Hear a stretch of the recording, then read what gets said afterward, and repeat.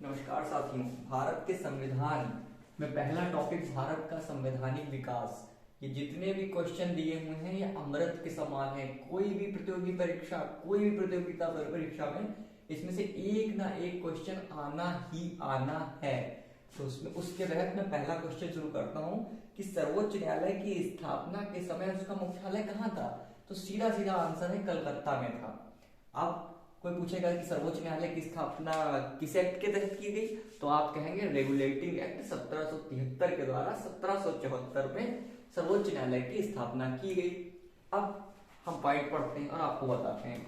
Regulating act 1773 द्वारा सर्वोच्च न्यायालय की स्थापना कहाँ की गई थी, तो कलकत्ता में की गई थी। अब इससे कैसे क्वेश्चन बन सकते हैं, पहले तो पूछेगा कि स्थापना के समय सर्वोच्च न्यायालय का मुख्यालय कहाँ था, तो आप कहेंगे कलकत्ता में था। अब आप कहेंगे सर्वोच्च न्यायालय की स्थापना किस एक्ट के तहत की गई, तो आप कहेंगे रेगुलेटिंग एक्ट 1773 में के द्वारा 1774 में सर्वोच्च न्यायालय की स्थापना की गई।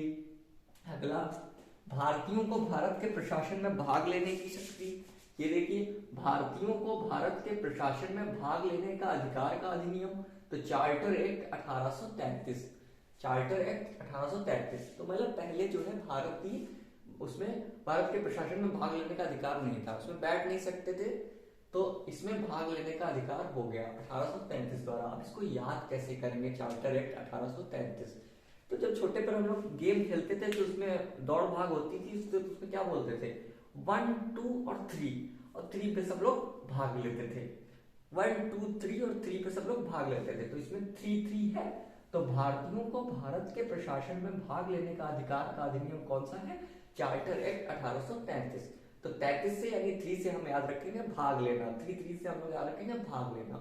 अब चलो भाग तो ले लिया, अब किसी चीज में हम भाग तो ले लिए लेकिन उसमें बोलने ही नहीं देगा कोई, तो फिर क्या फायदा हमारे भाग लेने का। जब हम भाग ले लिया, खा तुम भाग ले लो लेकिन तुम्हें बोलने नहीं देंगे, तब भाई क्या फायदा है। तो इसके बाद आता है मेन क्वेश्चन, बजट पर बहस करने की शक्ति का अधिनियम। तो फिर बजट पर बहस करने की शक्ति का अधिनियम कब आया, तो भारत परिषद अधिनियम 1892। तो बजट पर बहस करने की शक्ति का अधिनियम भारत परिषद अधिनियम 1892 से आया। अब इसको कैसे याद करेंगे, तो 92, तो यानी 92 के साल के आदमी से हम लोग बहस करेंगे, 92 साल के इंसान से, 92 वर्ष के इंसान से हम लोग बहस करेंगे। नहीं नहीं भैया, हमारी इतनी शक्ति नहीं है कि 92 वर्ष के इंसान से हम बहस कर पाए। तो बजट में बहस करने की शक्ति हमें भारत परिषद अधिनियम 1892 से प्राप्त की। मोस्ट इंपॉर्टेंट क्वेश्चन है। अब हम लोग चलते हैं आगे।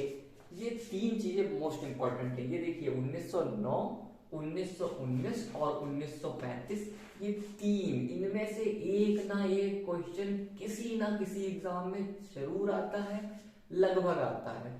तो पहले हम इसके बाद हम इधर आ जाते हैं 1909। तो 1909 में क्या हुआ भैया, ऐसा क्या है जो आपके लिए बार बार इंपॉर्टेंट है, तो मैं बताता हूँ। 1909 में मार्ले मिंटो अधिनियम आया।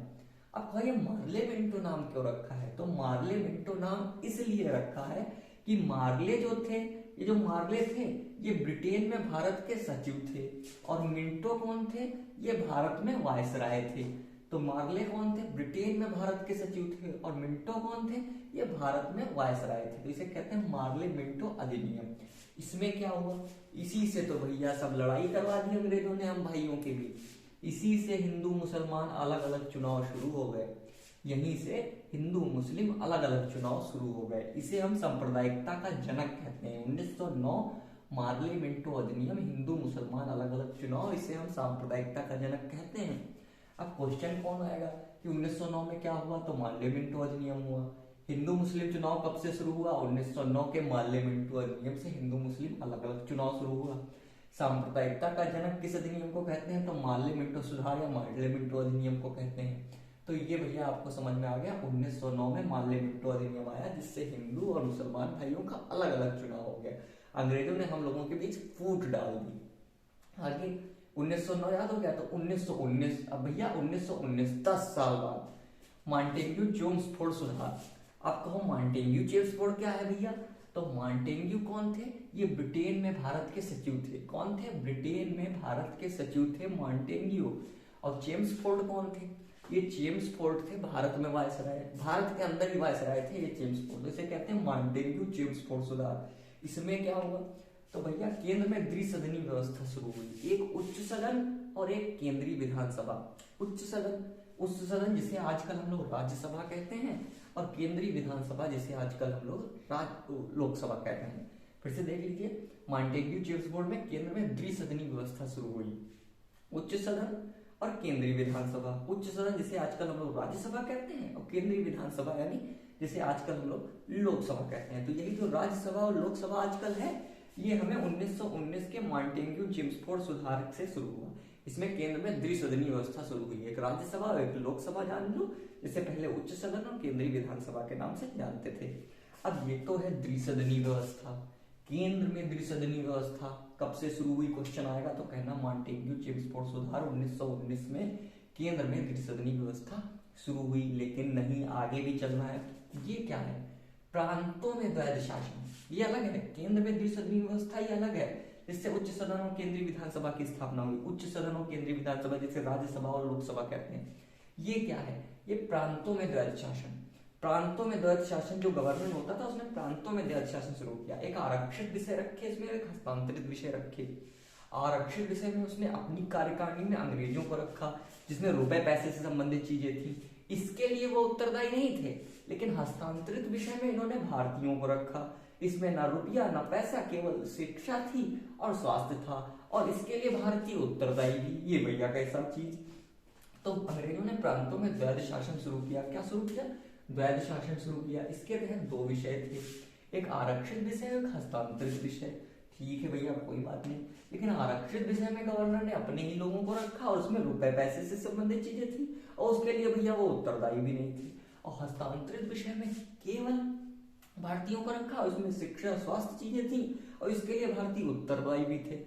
ये भैया क्या हुआ, तो 1919 भी हो गया, 1909 हो गया, 1919 हो गया, यानी 1909 में माल्य मिंटो अधिनियम, 1919 में मॉन्टेग्यू चेम्सफोर्ड सुधार। अब हम आते हैं सीधे और सीधे 1935। 1935 भैया मोस्ट इंपॉर्टेंट है। 1935 क्या है, मोस्ट इंपॉर्टेंट है। इसी से कहा जाने लगा कि भारत एक संघ है। तो भैया शुरू करते हैं। राष्ट्रपति को अध्यादेश निर्गत करने की शक्ति मूलतः किस नियम से प्रेरित है, तो भारत शासन अधिनियम 1935। आपने सुना है ना कि राष्ट्रपति अध्यादेश जारी करता है, तो राष्ट्रपति अध्यादेश कब से जारी करता है, राष्ट्रपति को अध्यादेश निर्गत करने की शक्ति मूलतः किस अधिनियम से प्रेरित है, तो भारत शासन अधिनियम 1935 से। ये कैसे याद करेंगे भाई, तो भैया कैसे याद करेंगे, तो राष्ट्रपति को अध्यादेश निर्गत करने की शक्ति मूलतः किस अधिनियम से है, 1935 से। तो 35 वर्ष का जो व्यक्ति होता है वो भैया राष्ट्रपति, उसकी मिनिमम आयु क्या होती है, राष्ट्रपति बनने की आयु क्या है, 35 वर्ष है ना। तो 35 से याद कर लेंगे कि राष्ट्रपति को अध्यादेश निर्गत करने की शक्ति मूलतः किस अधिनियम से है, तो भारत शासन अधिनियम 1935 से है। तो राष्ट्रपति को अध्यादेश निर्गत करने की शक्ति मूलतः किस अधिनियम से है, तो भारत शासन अधिनियम 1935 से है। 35 से याद रख लेंगे, 35 वर्ष का व्यक्ति राष्ट्रपति का चुनाव लड़ सकता है। आगे हम आते हैं, केंद्र में द्वैध शासन व्यवस्था किस अधिनियम से शुरू हुई, तो उसमें प्रांतों में द्वैध शासन था 1919 में। 1935 में प्रांतों में तो द्वैध शासन समाप्त हो गया। अगर पूछे प्रांतों में द्वैध शासन खत्म कब हुआ, तो 1935 में खत्म हुआ। लेकिन केंद्र में द्वैध शासन 1935 से शुरू हुआ। भैया जब एक खत्म होगा तो अभी तो एक शुरू होगा, एक खत्म होगा तभी तो दूसरा शुरू होगा। तो केंद्र में द्वैध शासन की व्यवस्था किस अधिनियम द्वारा लागू की गई, तो भारत शासन अधिनियम 1935 द्वारा केंद्र में जो है द्वैध शासन की व्यवस्था लागू की गई। आगे आते हैं, ब्रिटिश भारत में किस अधिनियम में संघीय शासन का प्रावधान था, तो भैया संघ है, भारत एक संघ है, ये कब से शुरू हुआ, 1935 से। तो ब्रिटिश भारत में किस अधिनियम में संघीय शासन का प्रावधान था, तो भारत शासन अधिनियम 1935। याद कैसे करेंगे, तो 35 साल का व्यक्ति 35 साल का जो व्यक्ति हो जाता है वो अपने परिवार के संग रहता है। किसके संग रहता है, वो अपने परिवार के संग रहता है। किसके संग रहता है, वो अपने परिवार के संग रहता है।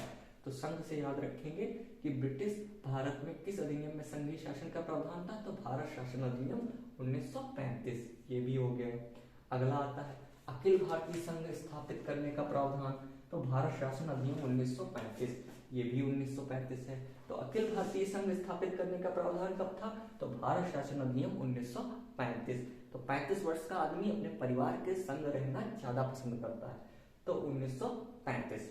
अगला इतना समझ में आप सबको आया होगा, आगे बढ़ते हैं धीमे धीमे। तो भारत के संविधान में केंद्र और राज्यों के मध्य किया गया शक्तियों का विभाजन भारत सरकार अधिनियम 1935 पर आधारित है।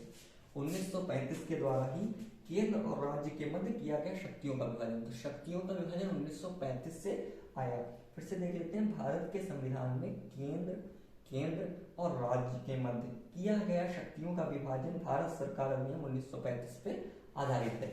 चलिए आगे चलते हैं। ये बहुत इंपॉर्टेंट चीज है। एक निर्वाचित संविधान सभा द्वारा भारत के संविधान का निर्माण करने का प्रस्ताव किसके द्वारा किया गया?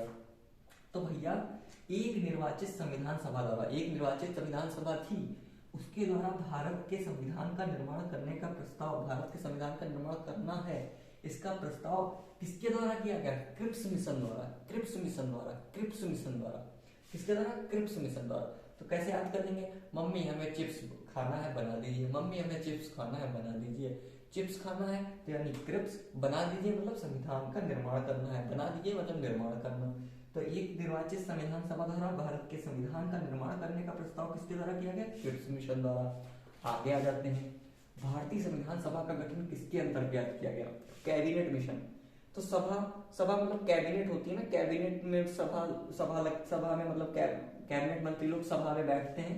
तो ये कैसे करेंगे? भारतीय संविधान सभा का गठन किसके अंतर्गत किया गया था? तो कैबिनेट मिशन 1946 के द्वारा। भारतीय संविधान सभा का गठन किसके अंतर्गत किया गया था? तो कैबिनेट मिशन 1946 के अंतर्गत। तो भैया संविधान सभा लगती है तो उसमें कैबिनेट बैठती है ना, जब कैबिनेट मंत्रियों की बैठक होती है तो एक सभा होती है, कैबिनेट मंत्रियों की बैठक होती है तो एक सभा होती है। तो वही याद कर लेंगे, भारतीय संविधान सभा का गठन किसके अंतर्गत किया गया था? कैबिनेट मिशन 1946 के अंतर्गत। आगे आते हैं, कैबिनेट मिशन द्वारा प्रस्तुत योजना के अनुसार संविधान सभा में प्रांतों से प्रतिनिधियों का निर्वाचन किस अनुपात में था? तो भैया कैबिनेट मिशन द्वारा प्रस्तुत योजना के अनुसार, तो कैबिनेट मिशन की योजना प्रस्तुत, उसके अनुसार संविधान सभा में प्रांतों से प्रतिनिधियों का निर्वाचन किस अनुपात में? तो भैया किस अनुपात में चुनने? ऐसे तो नहीं 2 वहां से लिए 3 वहां से लिए, इस तरीके से नहीं। प्रांतों से प्रतिनिधियों का निर्वाचन किस अनुपात में था? तो 10 लाख की जनसंख्या पर 10 लाख आबादी पर एक सदस्य होना था। ऐसा नहीं कि वहां से कुछ ले लिए वहां से कुछ ले लिया, ऐसा नहीं। 10 लाख की जनसंख्या पर एक सदस्य। आगे चलते हैं, भारतीय संविधान का निर्माण करने वाली संविधान के सदस्यों का चुनाव किसके द्वारा किया गया था? विभिन्न प्रांतों की विधानसभाओं द्वारा। ये थोड़ा ना कि एक ने कर दिया तो हो गया, नहीं, विभिन्न प्रांतों की विधानसभाओं के द्वारा भारतीय संविधान का निर्माण करने की संविधान के सभा सदस्यों का चुनाव किया गया था। फिर से देख लेते हैं, भारतीय संविधान का निर्माण करने वाली संविधान सभा के सदस्यों का चुनाव किसके द्वारा किया गया था? विभिन्न प्रांतों की विधानसभा द्वारा। एक प्रांत नहीं, विभिन्न प्रांत। मोस्ट इंपॉर्टेंट क्वेश्चन आ गया, भारत की संविधान सभा की पहली बैठक कब हुई? तो 9 दिसंबर 1946। कब हुई? 9 दिसंबर 1946 को भारतीय संविधान सभा की पहली बैठक कब हुई थी? तो 9 दिसंबर 1946। मोस्ट इंपॉर्टेंट क्वेश्चन है, हजारों बार पूछा गया है कि भारत की संविधान सभा की पहली बैठक कब हुई? तो याद रखना है कब हुई। 9 दिसंबर 1946 को भारतीय संविधान सभा की पहली बैठक हुई। 9 दिसंबर 1946 को भारतीय संविधान सभा की पहली बैठक हुई। अगला क्वेश्चन, भारतीय संविधान का प्रथम प्रारूप किसके द्वारा तैयार किया गया? तो भैया प्रारूप किसने तैयार किया था? भारतीय संविधान का प्रारूप किसने तैयार किया था? तो सर बी एन राव ने। सर बी एन राव ने प्रारूप किसने तैयार किया? प्रथम प्रारूप किसने तैयार किया? बी एन राव ने। बी एन राव जी ने अपनी राय दी, ऐसे राव से याद कर लेंगे, राय दी प्रारूप तैयार करने की। भारतीय संविधान का प्रथम प्रारूप किसके द्वारा तैयार किया गया? तो प्रारूप तो सर बी एन राव। प्रारूप तैयार करने की राय सर बी एन राय ने दी। प्रारूप तैयार करने की राय सर बी एन राय ने दी। प्रारूप तैयार करने की राय सर बी एन राय ने दी। तो भारतीय संविधान का प्रथम प्रारूप किसके द्वारा तैयार किया गया? सर बी एन राय के द्वारा। तो आशा करते हैं कि आपको भारत के संविधान का विकास समझ में आया होगा। इसके आगे की भी पार्ट में बना दूंगा संविधान, भारत के संविधान से। और जो है ये बिल्कुल अमृत के समान क्वेश्चन है, हर एक पेपर में आने ही आने हैं। तो दोस्तों चैनल को सब्सक्राइब करें, लाइक करें और शेयर करें। नमस्कार।